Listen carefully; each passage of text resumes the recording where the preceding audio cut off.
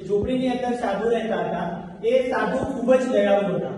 એ હંમેશા બધા લોકોની મદદ કરવાની ભાવના રાખતા હતા। કોઈ પણ વ્યક્તિ મળે, કોઈ પણ પશુ મળે, એ દરેકને જેને મદદની જરૂર હોય એ હંમેશા એ સામે ચાલીને મદદ કરતા હતા।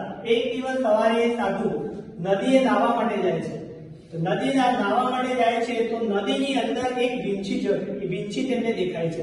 એ વીંછીની પાણીની અંદર ડૂબી રહ્યો હતો। તો સાધુ ખૂબ જ દયાળુ હતા એટલે એમને વીંછી ઉપર દયા આવી। એટલે વીંછી ઉપર દયા આવી એટલે એમણે તરત જ એ વીંછીને પાણીની અંદર હાથ નાખી એ વીંછીને પકડી અને બહાર નાખવાનો પ્રયત્ન કર્યો। પણ જેવો એને સાધુએ વીંછીને પકડ્યો એવો જ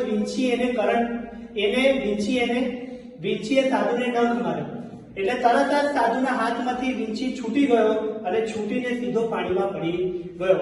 ફરીથી સાધુને હાથમાં વાગ્યું હતું છતાંય સાધુએ પાછો વીંછી લીધો અને વીંછીને પાછો પાણીની બહાર મૂકવાનો પ્રયત્ન કર્યો। પણ છતાંય વીંછીએ પાછો બીજી વાર પણ સાધુને ડંખ માર્યો। પછી ત્રીજી વાર સાધુએ પાછો પ્રયત્ન કર્યો અને વીંછીને પકડી અને પાણીની બહાર મૂકી સ્વચ્છ જગ્યા ઉપર એ પોતાને જીવન બચાવી શકે એવી સુખી જગ્યા ઉપર એને પાણીની બહાર મૂકી દીધો।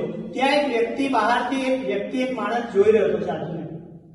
પછી વ્યક્તિ સાધુ જોડે આવ્યો। સાધુ જોડે આવીને સાધુને કહ્યું કે સાધુ, આ વીંછી તમને કરડ્યો, પહેલી વાર કરડ્યો છતાંય તમે એમને બચાવવાનો પ્રયત્ન કર્યો, બીજી વાર કરડ્યો છતાંય તમને એને બચાવવાનો પ્રયત્ન કર્યો, ત્રીજી વાર કરડ્યો છતાંય તમને એમને બચાવવાનો પ્રયત્ન, તો તમે આવું કેમ કર્યું?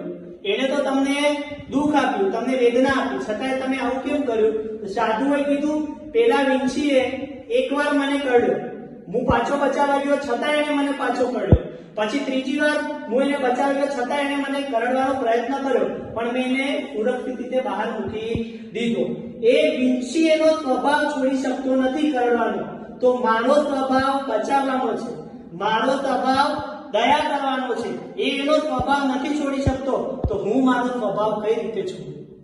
આ વાર્તા પરથી આપણને બોધ મળે છે કે આપણે હંમેશા સાધુ જેવું કરવું જોઈએ। આપણો પણ જે સ્વભાવ હોય એ સારો સ્વભાવ હોય, આપણે હંમેશા કોઈ બી પરિસ્થિતિમાં છોડવો જોઈએ નહીં।